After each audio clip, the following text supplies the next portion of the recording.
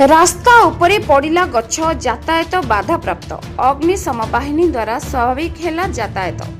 गतकाली रातिरु हेउथुबा लगाण वर्षा जोगु Harbhanga block चारिछक छतरंग रास्तार बाघ छापरा निकटरे एक बड़ गछ रास्ता उपरे पड़ जाइतिला, जहा फलरे से बाट दे यातायात संपूर्ण भावे बाधाप्राप्त होइतिला।